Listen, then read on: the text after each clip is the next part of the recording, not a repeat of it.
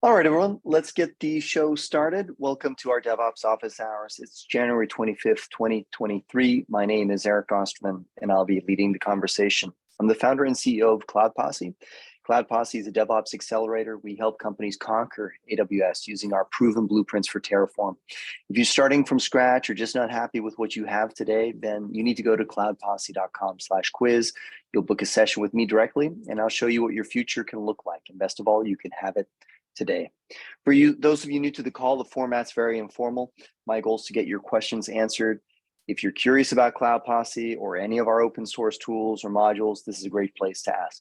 If you're tuning in from our podcast or YouTube channel, you can register for these live and interactive sessions by going to cloudposse.com/office-hours. We host these calls every week. Our call today is recorded. We'll automatically post a recording of this session to our YouTube channel. So if you enjoy our content and want to support what we do, please hit those like and subscribe buttons. It helps us out a great deal. Just head over to youtube.com/cloudposse. Again, youtube.com/cloudposse. So with that said, let's kick this off. I got a few announcements here. All right, so excited actually about some of these this week. So this was a new one, something that, not being a predominantly security practitioner, I hadn't heard of using credit cards this way. Obviously, I'm familiar with the usage of canaries, like,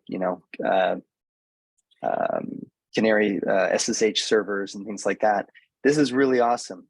You can generate a credit card token that you can embed throughout your systems in various places, put it in your blogs, put it in your database as random records, have actual credit card users, have actual users with this added as a credit card. You could even add these as auxiliary credit cards in other services you depend on, maybe like Circle CI. I believe there's a case somebody was using this, and that's how they knew that Circle CI was breached before the notification that Circle CI was compromised. So if any of those numbers that you register are used in any capacity, you'll get immediately notified, and you can escalate that through whatever incident management channels you have. It's just another layer of defense. It's not in lieu of all the other things and hardening we want to do, but I like this because let's say somebody has made it through all your layers of defenses and still managed to get this information and use it. You'll be aware that you need to start an incident remediation process or incident discovery process. Now, the other interesting thing about this, and I'm not sure in which camp I sit, you can also be very vocal that you are doing this. And then maybe attackers will have two options. One is they'll be very careful about testing those numbers. So, because using one, if you accidentally test one of those numbers that's Canary, the entire pot is compromised, as notifications will go out to the credit card companies of all the compromised credit card numbers, and they will be disabled. Or two is that attackers will get smart and understand what the prefixes are of these credit cards and just scrub them from the database. They say that they're working on obtaining more random, I forget what the term was, bins or something, of credit cards that are spread across a larger pool of providers. And that'll make it a lot harder to identify which of these are canaries or not.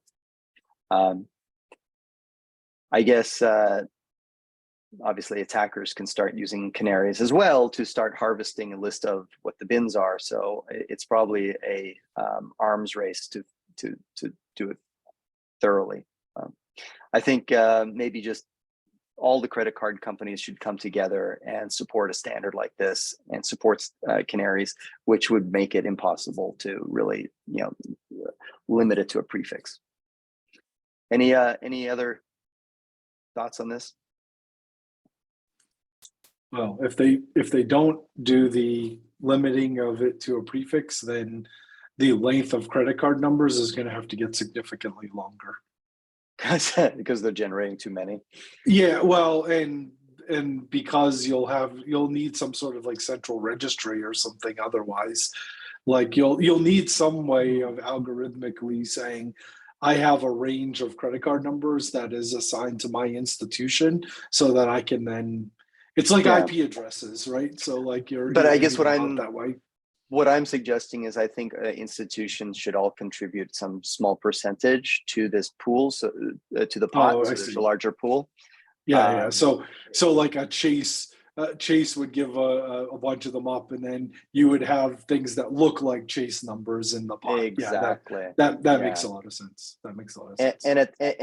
it would behoove Chase to randomize those as well. I think that this should be almost like a hygienic thing that they should incentivize, like automotive insurance companies, installing the trackers in your car to determine if you're a safe driver or not, which could be intrusive depending on how you look at it, but hey, they do it.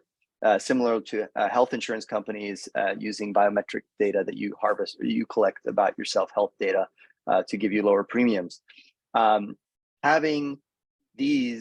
Having your customers have these in their databases reduces your risk exposure because you'll be notified of compromises sooner. Heck, the credit card companies themselves might want to be monitoring or having some of these canaries themselves to identify compromises. So shortening the feedback loop. I think it's really interesting. Certainly the insurance companies that the credit card companies have would be interested in that. Exactly. That's how it actually works. So yeah, the credit card companies, insurance companies will give the credit card companies a lower premium if they have their customers start doing this. So exactly. Incentives need to be aligned. The next one is an interesting controller for Kubernetes. It's not necessarily something new. Okay, jag är på telefon nu med massa folk. Yeah. Okay, sorry, got distracted there. The next one is not necessarily a new announcement. It's called KWOK, and it's a auto-scaling controller for Kubernetes. It can be used for horizontal pod auto-scaling as well as, I believe, node auto-scaling or cluster auto-scaling. What's beautiful about this is that it has plugins for a lot of the common use cases. This came up for us because we wanted to auto scale a deployment based on the size of a Redis queue, and it supports a number of Redis sensors here. It also supports Prometheus sensors and even Datadog as well. So if you have the things in Datadog you want to collect. I like this as a generalized way or strategy to implement auto scaling. Obviously something new for us, but if this is a problem you're facing, something to look into. Has anybody been using KWOK?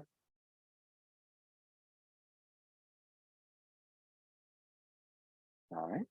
Next announcement is something I tried out quickly. It was the impetus for me to finally go and just create a ChatGPT API key so I could test this out. I got excited about it because I really hate writing commit messages and thinking about it. Also, having commit messages consistently done for a team and at a certain level of quality can also be a challenge. So I really like this, and I validated on a few very small examples, and it worked for me. Your mileage will obviously vary on the types of changes you're making, the number of files you're changing. And what I think this does a good job of is providing you the what of what changed in your pull request, maybe not the why you changed it in the pull request. So you're still going to probably want to construct why you're making these changes. And obviously, I'm saying this kind of with the Cloud Posse lens.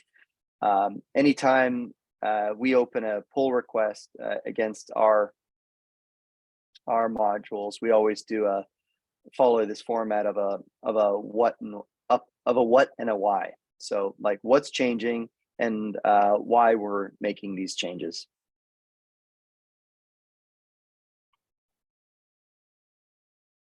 Matt, I know you tried it. Are you still using it, or you just did that 110 test? I've been playing here and there. I find it, like you said, I find it very useful for the what, but still have to create the Y, and merging the two is a little difficult. You have to do it in like 2 steps. You basically have to like do the commit message with that, then you have to edit the commit message and add the Y, and then like resave the commit message with all the things. Like it hasn't been the smoothest thing yet. I was thinking of opening a PR to make that a way that you could add like a summary to the top of it, and then it would add all the rest of the things as a as like the detail of that. So that makes sense. Like, yeah, exactly. Yeah. You should still provide the why, possibly in your message, and it'll append the what. Yeah, I'll get really impressed if it can figure out why I made all these changes. Yeah, then it will be useful. but this comes down to coaxing ChatGPT, maybe just changing the prompt that is being given. You know, can you tell me what changed, and maybe suggest why these changes are being made? That'd be really awesome. That'll be good. If it can do that, then I'll use it every day. That'll be great. Yeah.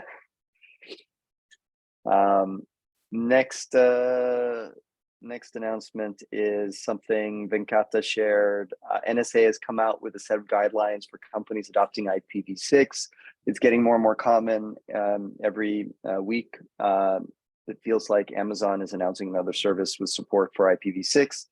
I think what this highlights is just a lack of administrative experience working with IPv6. I think that's probably therefore an organization's largest risk is just not having the systems in place. So this is a write-up. I haven't been able to review it myself yet on what you should do. Venkata, anything you'd like to add?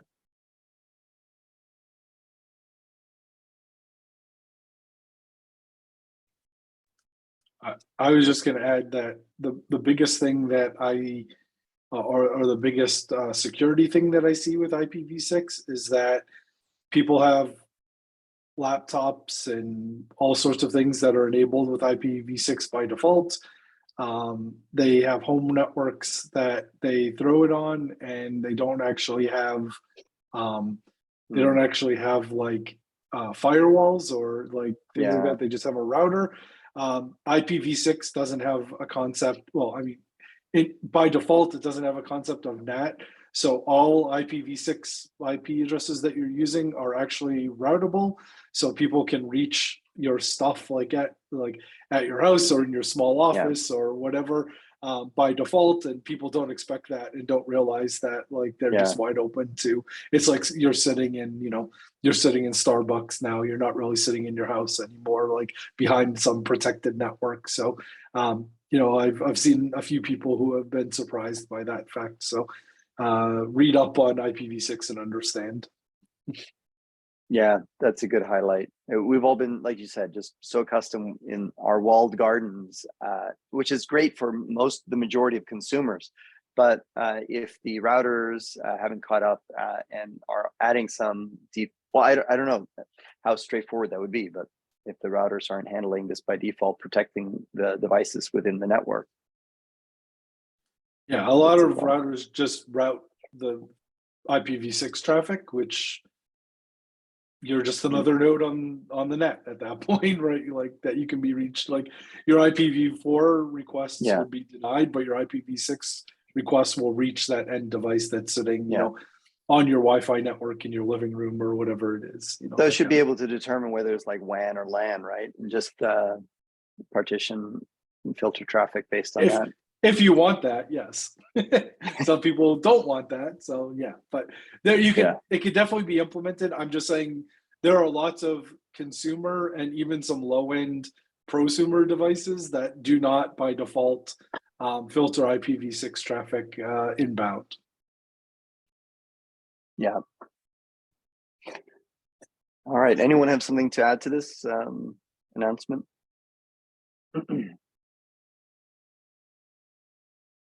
All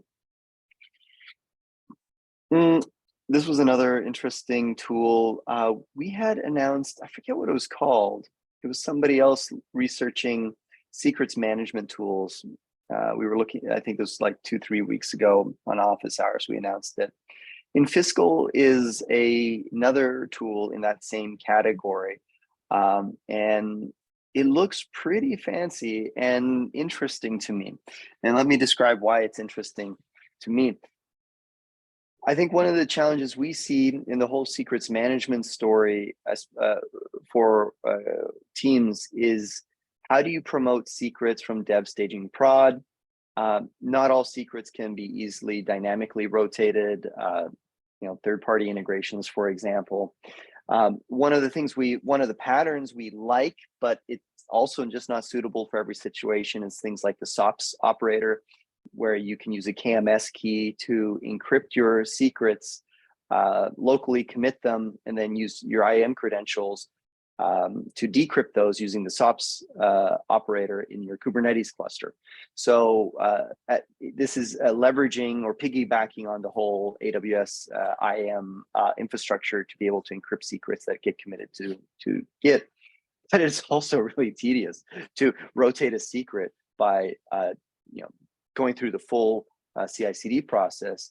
Also knowing that the problem is, well, you got to rotate the secret, and the second you rotate the secret, unless you have dual users or identities for that service, this service in production is going to stop working. So that time needs to be minimal.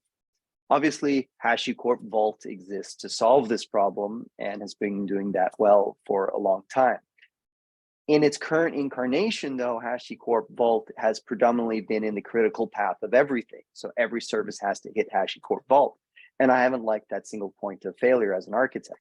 Obviously, companies get by with it. But HashiCorp Vault, though, at HashiConf, announced that they are adopting a new strategy in HashiCorp Vault, which is to be able to push secrets out to your various secret stores like ASM, SSM, and so forth. And that appeals to me as well, because then we can leverage, these services managed by the cloud provider, in this case, Amazon, which have been proven to be acceptable in the critical path. So then basically HashiCorp Vault becomes the CMS for managing secrets. All right. So if you buy into that idea, using HashiCorp Vault to manage your secrets, that's great. Unfortunately, it only supports very few secret stores. Infiscal seems to take that strategy and has a larger number of integrations and allows you to expose a GUI to manage your secrets across these environments. And that appeals to me. I don't know what the whole operationalizing story is for Infiscal. I only saw it today. I don't know how it handles authentication, if it integrates with your IDP easily. That's always one of those questions. And the key thing here is also to highlight that this is not in the critical path of your applications. This is just a way to populate secrets across your environments. So if the HA of this service isn't as critical as something like HashiCorp Vault. I also don't know what the commercial component is of this. It seems to be backed by an organization, Infiscal, and I don't know like what is enterprise or paid for features or not. Anyone seen this project before? I've seen it before, and I think one of the things that they do is they have a hosted version that they run that you pay for, so you don't have to operationalize it. I think that's how they make money. So they actually have like a SaaS for it. Cool. The only thing that scared me when I first saw this project was like they have a rate of something like 500 commits a month that are being made to the repo, and I keep thinking, that's like, high. What the hell are they changing so quickly? Yeah, this has only been around for like a couple months. So yeah, maybe they're maybe not doing squash merges, which based on this, it doesn't look like they're doing squash merges. So yeah, I think it's true. Just this is a commit of a stream of consciousness of every developer. Maybe, yeah. That could be, but I just saw the number of commits and I was like, whoa, that was high. But I guess you're right. Maybe they are. They're not. 34 contributors. It's a lot. Yeah. Yeah, and which is releases. Good. If you look at the releases, like they release very frequently too. Yeah. which which I is like. I hate it when, as an end user, you know the fix you need. You got to wait for the 2.7 release. That'll be out in 3 weeks from now. You can compile it yourself. There's two sides to that story. So there's that. Like when I agree, when it's been fixed and it hasn't been released yet, that sucks. But then there's also upgrade fatigue. Like, I want to be at the latest, at the latest version, but like, what the hell did I miss? I'm 37 versions behind. Like, oh my God, what's in there? Like, that kind of thing. Dude. Going back to the whole ChatGPT thing on never write a commit message again. What we need. Tell me everything that changed. We need OpenAI ChatGPT release notes between 2 releases. All right, somebody go implement it, please. It can't talk to live repos. It only has historical No, data. but that's it. No. But that's the thing. You gather all the notes. Oh, gather it all and pass it to it. Yeah. Well, there's a limit. There's a limit to the size of the data you can send to it right now. I tried that. Right. Smaller releases. Smaller releases, release frequently. That's. But I forget. It's like 4K or something is the max size that you can send to GPT. Interesting. Because I tried sending it like a reference page to something and asking it to summarize it for me, and it said like your request is too big. Interesting. It didn't make my list here. I don't know where I didn't post it. I saw somewhere on Hacker News yesterday. It was a service that let you interact with a whole slew of books out there and ask questions interactively with it. And I assumed that it was doing something like this, just taking the text and submitting it and enabling you to query it. But they might actually be running the model themselves. Like the ChatGPT model is like open source, so you can basically run that against your own text and then like build your own bot around it and all that kind of thing. But how many gigs is the model? Do you know? I don't. I would assume pretty big. Okay. Like petabytes. Or a petabyte. I don't know. Maybe it's not that big, but it's probably big. Yeah. All right. So that was Managed Chaos. Thanks for sharing that. Did you have something you wanted to add to that, Jenkins? Not really. I picked that up and hadn't looked at it yet. I saw it was backed by Y Combinator, and that's kind of what pulled me into looking at it. Yeah, because they're essentially a startup at this point, and they do have I wouldn't necessarily call it enterprise yet, but the cloud component, where if you don't want to host your own service, you can buy, I guess hosting for your secrets through them. But I think I was looking at it more for the self-hosted aspect, something that's maybe a little bit easier to host than Vault. And kind of what you mentioned doesn't necessarily require as much HA and all the unlocking and locking and all this other kind of stuff. If there's something that's like really easy to just like, hey, this is my secret store and I can inject secrets, then that's kind of what appealed to me. I just haven't looked at it yet. How did you find it? I can't remember where I saw it. I think it might have been on Reddit. I think it might have been at the pinned at the top of the DevOps page in Reddit. And is there like a Helm chart for it or something? Have you seen how it's deployed? I know you can do like a server install using Docker Compose, and there is a Kubernetes deployment. I will paste it into the Zoom chat. I was literally just looking at this page. And it does looks like it does have a Helm chart for it. Nice. That's very cool. Yeah, I'm curious about it. It's like, go on. No, I'm saying I'm glad that there is more competition in this space, because we use a similar thing. It's not open source. It's called Doppler, and it's because it was way more affordable than Vault. So more competitors in the space will probably even make that more reasonable. Doppler? Yeah, ER. What? They got the one with the E? I know. Doppler secrets.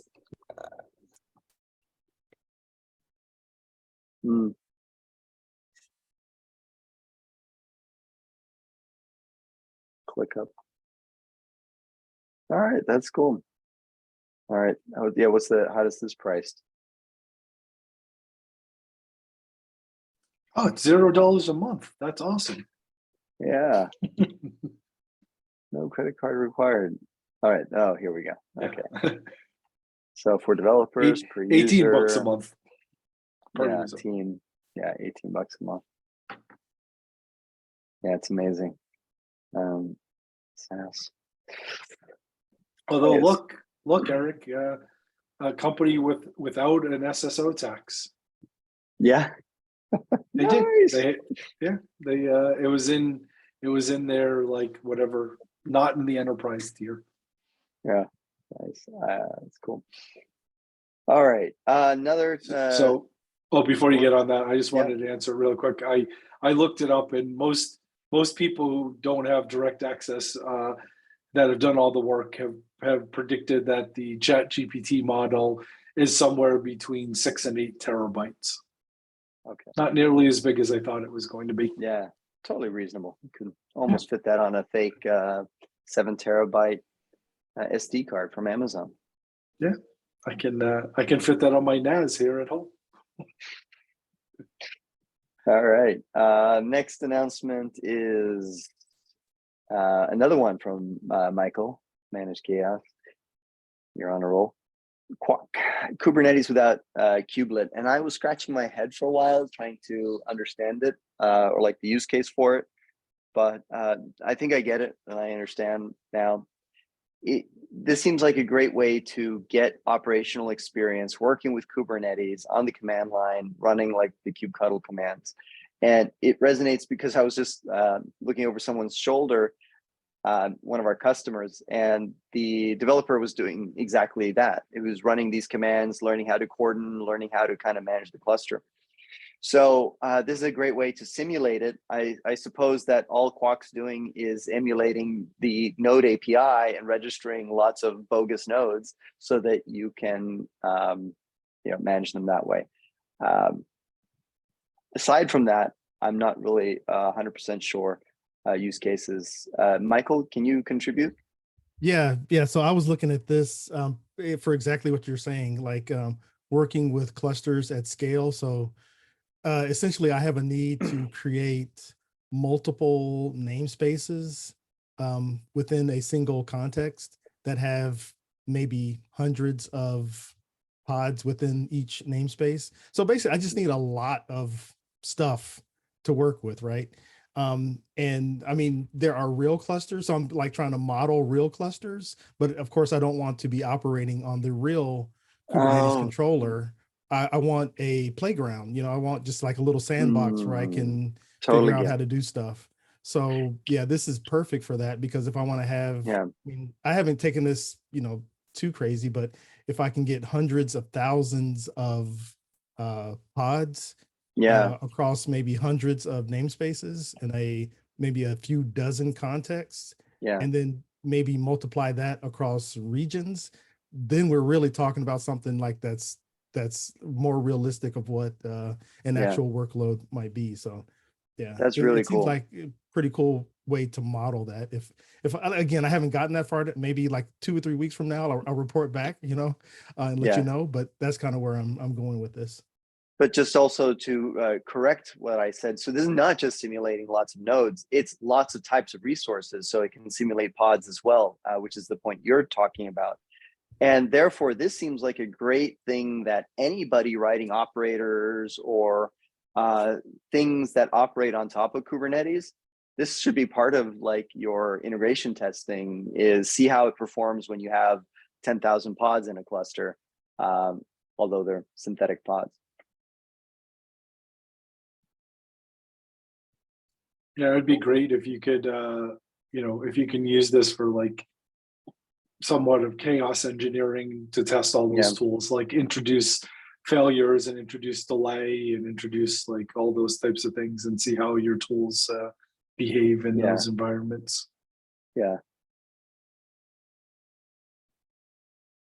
And can you and then obviously these can have requests and all that. So this could also be an interesting way to simulate scaling within a cluster. Like if you have so your use case, Michael, exactly what you're trying to do, which is local development where you don't have the resources. Another use case might be you're using Carpenter and you want to see how quickly you can react to certain events, like if a certain number of requested pods come online, how long it takes to scale up. And you can do that then here without having to maybe. I'm curious how deeply integrated this is then. Like, will this trigger scaling events? I assume it would. Yeah, that I don't know. I haven't gone that far down the road yet. Yeah. Huh. You can snapshot it. That's cool. So going back to that use case of integration testing, come up with kind of like the size of the cluster you want to have, snapshot it, and then just restore that for quickly repeating the same tests. And next announcement, just a minor one. Terraform Cloud came out with a nice feature called Projects as a way to organize your workspaces. It means pretty much what it says. You have an organization that can have multiple projects. So as your adoption of Terraform Cloud expands, it can be overwhelming for teams to see, 1,000 workspaces there, of which 10 of them have any relevance to them. Spacelift has a related feature. They call them spaces. This is interesting competition now that we see where I think, Spacelift being a leaner, meaner, younger company is able to innovate on some of these things faster than HashiCorp. So HashiCorp has now kind of been a fast follower of a lot of the features we've been seeing in Spacelift, things like drift detection, which has been out for a very long time. Spacelift finally came out in Terraform Cloud. Spaces now being introduced as projects, and probably lots more like this. I'm shaking my head because I was just trying to scroll down on your screen that you were like showing on here. I was like, what's wrong? That's actually what I wanted to see, was that can the team-based permissions be applied to the project? And it says it right there. I was like, why can't I scroll? What's wrong with this? Yeah, so you can actually give permissions at the project level, which is pretty cool. Yeah, that's good. Yeah, I will say though, I still, I don't know, it's just me. I still like the Terraform Cloud UX more than I like Spacelift, as much as I like Spacelift as a product. This is just more intuitive for me to navigate. I agree. Does that change your calculus at all about recommending Spacelift over anything else? No, I mean, if you want to pay 10x more, then yeah. I guess. Actually, to figure out what Terraform Cloud is going to cost you, you actually need calculus. That's the,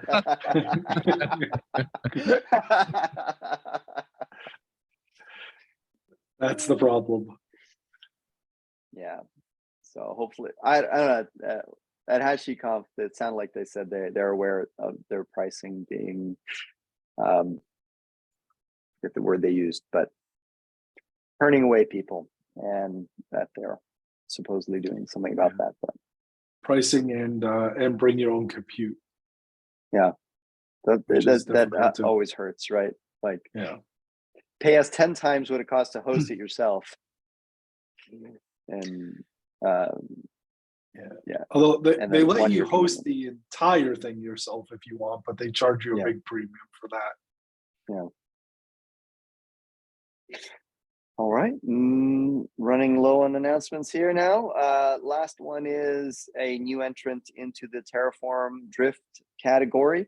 The driftctl has enjoyed a long lead in this category as an open source tool for detecting drift. Terraform, what I liked about driftctl and its approach to drift detection is it's actually looking at the Terraform state file and ingesting all your state files of all your projects. So it's not, I believe Terraform CTL therefore doesn't care about how you organize your projects or your Terraform code, and therefore is a more generalized approach. Now, I always thought it very ambitious what they're trying to do with driftctl in terms of reconciling what's in the state and not in the state. Terradrift is taking the practical approach that Terraform Cloud and Spacelift and others are doing, which is just replan your Terraform projects. And if there are changes, you have drift. It's not helping you understand if there are resources outside of your Terraform code, kind of like IAC code coverage, if you will. That's what driftctl can do as well. Now, Terradrift taking this approach where it's actually running Terraform plan and telling you if you have drift, this is the part that I'm a little bit skeptical about. I'm skeptical because there's a million ways that Terraform projects are organized, whether you're using Terragrunt, you're using just vanilla Terraform, using Atmos, Terramate, TerraSpace, Terra whatever, Terra asterisk, then I don't know how effective this will be, but those are fixable. It looks like they were clearly inspired by Kubernetes and the output of kubectl, but nice simple dashboard here. I don't know if there's a web mode for it, but that would also be kind of nice. Well, as long as they use the state file as the source of truth, they don't, like, yeah. That I'm saying, like the other tools like that do that should not have problems. It wouldn't matter what the tools are, but this one seems a lot more complicated to get there. Yeah. Also, like I saw this comment here, it's like they're actually parsing the plain output instead of the JSON output. So. Okay, last announcement is we should rebrand the office hours to the Terraform registry announcement show. Can't get below here to open the link. Hey, you know how we have tacos? We can use a new abbreviation for these. Yeah, for registries. I can't think of anything witty off the top of my head there, but yeah, so Tapir is another private registry for your Terraform repositories. This one looks like it's in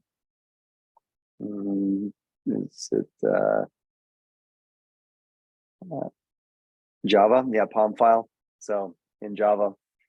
So pick your language and get your registry.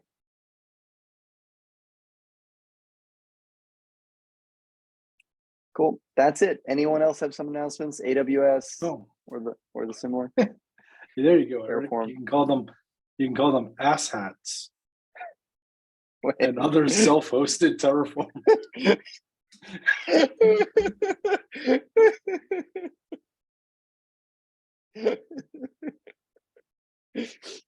Oh man. All right. There's a lot of them at this point. I really wonder, like, we need a registry of Terraform registries. Yeah. But like, who really needs one like that much? I mean, I guess enterprises, but like, are enterprises really going to run this instead of like Artifactory or something else? And then why do we have so many others? That's kind of my my thought there. Yeah, agree with that. And to me, the only one that kind of makes sense is the Artifactory one, and even that one doesn't fully. I don't know. I can't remember if it. I think it might work the way I intended. The biggest issue I see is that you don't need just a registry for your module, or in my opinion, I think it should vendor the entire artifact chain of all the dependencies of that module. Exactly. That's how Artifactory works. Yeah. Exactly. And that when you pull those artifacts, they still you can approve or decline them and not allow any external modules to be used. I think that makes sense to me. And I don't believe any of these registries except for Artifactory do that. Yeah, Artifactory, I'm working with a customer right now that uses Artifactory, and that's exactly how it works. It basically proxies the entire like registry.terraform.io piece of it. And then when you specify the module that you want to use, if it's not in Artifactory's cache of that, of the upstream module, it will give you like a module not found, so you have to explicitly approve it and then, pull it into Artifactory to get it like synchronized, which they have tools to do that. But, that has to get done. But I can tell you from my work today, when a module that you want to use that isn't in there, it's a giant pain in the ass. When different groups control what ends up in Artifactory versus the person consuming it, it's a pain. I think what you really need is a sandbox Artifactory at that point. Like, let me get the work done. Let me validate, get this end-to-end working and validate it, and then you can bless it incrementally. Yeah. This is second. All right, let's see. We are done with announcements. Let's go into Q&A. This was old from last week. Oops. Any questions for this week? What is the most commonly used Terraform private registry? Terraform Clouds probably, or Terraform Enterprise probably. If we're talking open source, I don't know. I would bet it's Artifactory. That's not open source, but okay, other than the official Terraform one, I mean, I would the most popular third-party one I would bet was Artifactory. Yeah. All right. Next, let's see. Review the office hours channel here. The sweetops. See what questions have been asked.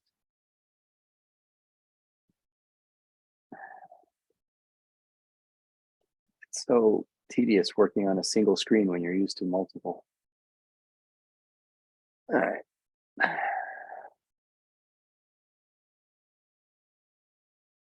Yeah, I don't see any questions. So let's just open it up to the floor. Anyone have a question to ask the group today? Think of this like a mastermind.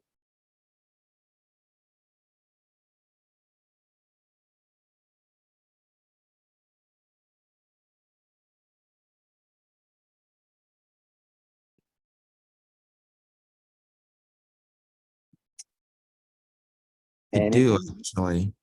All right, Isaac. Yeah. So we've transitioned into a microservices module at my org. And so let me set the scene. So we have a front-end application, and then the front-end application talks to the backend through backend for the front end, which basically is the GraphQL layer. And then we have the microservices on the back end that the GraphQL layer talks to. And we're running into challenges trying to figure out a good microservice versioning / deployment strategy. We already use semantic versioning. That's not a problem, and we plan to keep on using that. It's more a question of the process around deprecating and backwards compatibility and API versioning, so that the backend team can keep on making changes without having to wait for any of the other teams. The challenge is that we really don't want to do versioning on the GraphQL layer because GraphQL doesn't recommend it to begin with. And it also makes things complicated when it comes to deployment. So does anyone have experience doing this, thoughts, skeletons that they've seen in the past that we should consider while we brainstorm the best approach? I'll give this one to you, Matt. Yeah, so there's a lot to unravel there, but one of the big questions is how do you communicate from your GraphQL resolvers to your microservices? And the way that I've generally seen this done before is that you end up having your payload, like your request payload and your response payload, coming between each between the GraphQL API layer and whichever services it's talking to grab stuff. That communication is versioned. And then you can actually, on a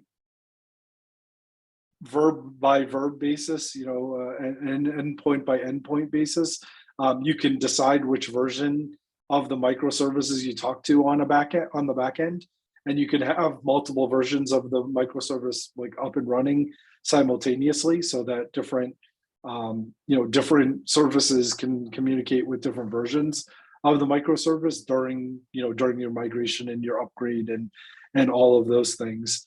But it gets fairly complicated, and you need a really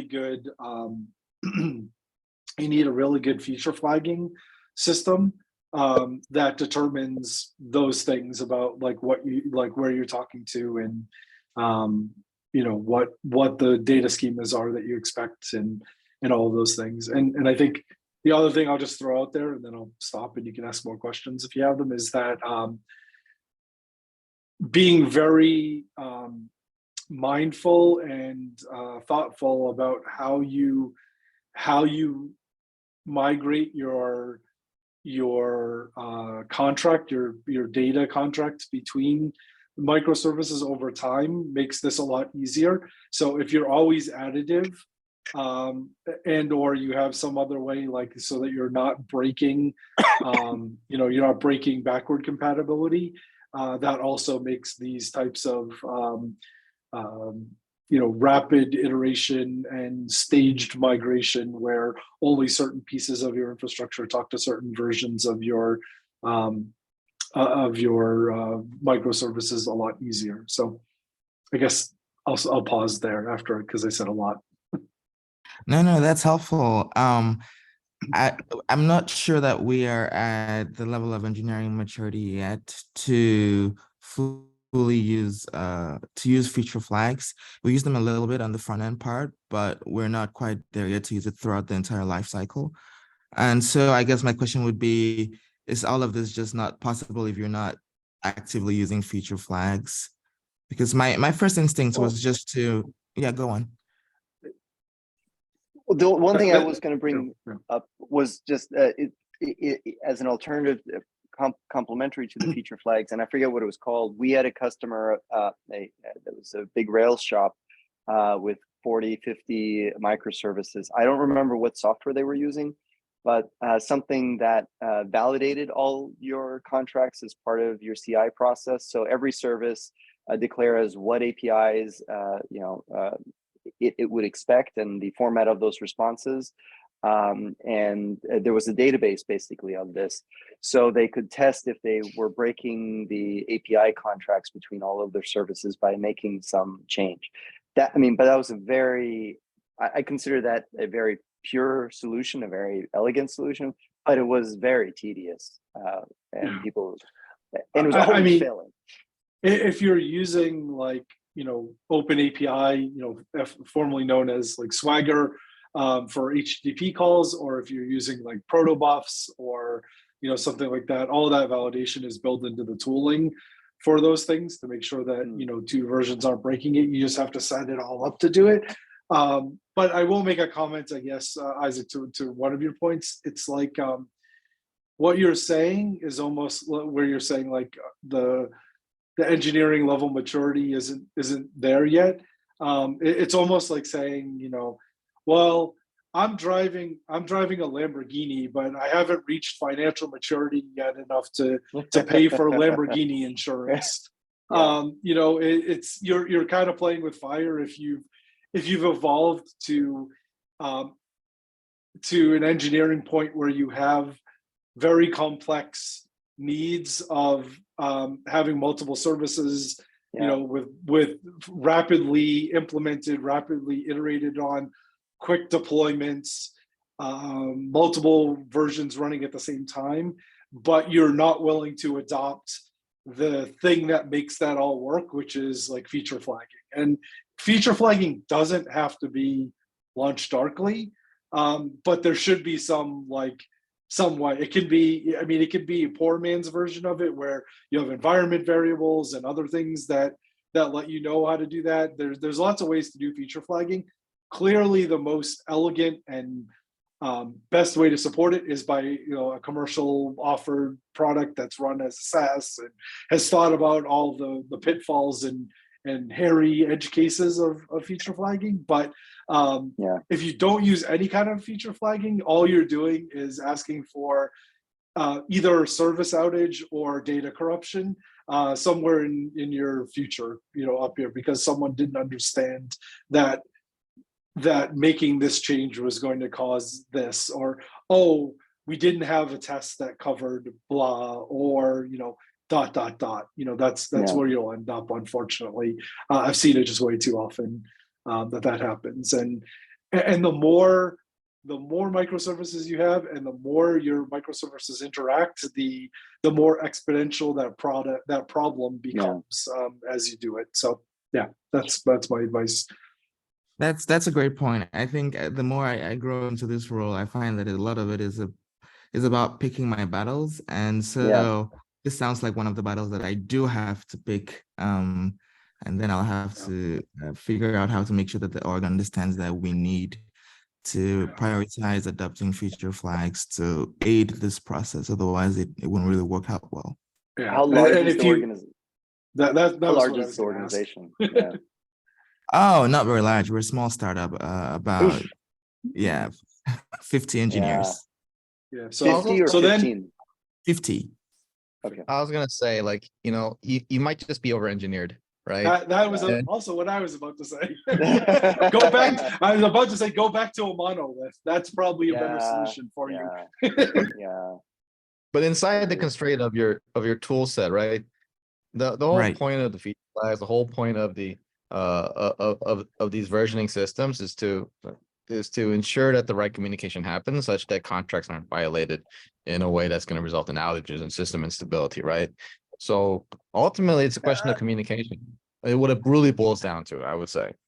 So I share Jim's point of view strongly for a long time, up until recently. And I've been reading a book called Working Backwards, just on how Amazon scaled the business. And it was kind of enlightening for me because as an engineer, I think of it probably in the same way a lot of you do. Like, this is architecturally the right way to do it, probably. It makes a lot of sense. You can scale individual components, you can version the APIs, and you can do all of that. Amazon does it, so therefore we have to go do it. No, Amazon actually was a massive monolith for the longest time until they couldn't be a monolith anymore. And they implemented this not because technically it couldn't be a monolith anymore. They implemented this because they had too many people that needed features implemented, and it was too hard to modify a monolithic code base. So they broke things out into smaller services that had contracts, like, to use the modern terminology, on what services they provided. And this was so that two teams could get a feature implemented without having to modify the code base of the other team. And I think that's what was this epiphany here for me, that's when you start seeing both that you have scaling issues, but also that you have organizational issues that you cannot innovate fast enough. That's when you should start thinking about this. Otherwise, you're actually hampering the most costly and limiting factor as being an early startup. It is that you're agile. It's that you can move so much faster than these massive companies that are entrenched. So the monolith at your scale will let you do that much faster, and you don't have to worry about the scale. And then when you need to worry about the scale, you can solve that.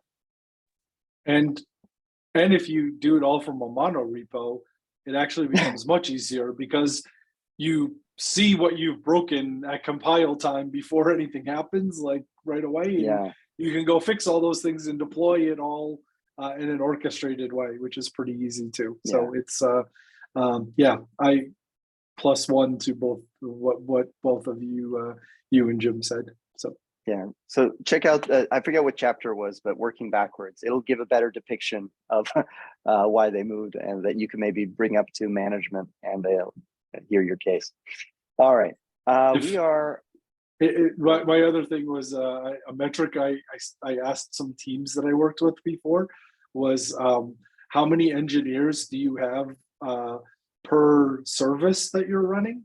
And if the numbers are like, you know, high, you know, the services are outnumbering the engineers and or approaching that, then something probably is going wrong in the way that you're working on your on breaking down your stuff at the scale that you're at. Yeah. Thanks. This is very helpful. All right. Well, we are almost at time. Any last minute questions?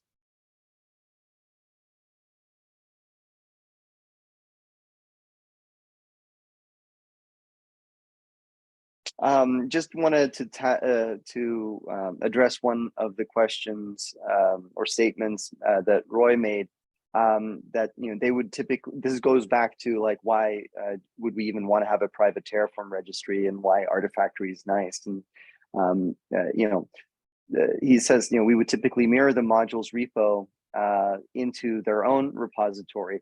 And this works fine, but there's a big caveat to it. If that module relies on other child modules, and those child modules are presumably versioned as well, the problem gets really messy fast, because you're going to have lots of modules that you version in, and then all the versions of that. And then you also need to update all the module references to use the vendored version of the module. And it at that point, when you start implementing it, you realize, yeah, never mind, this spiraled in complexity. Don't want to do it.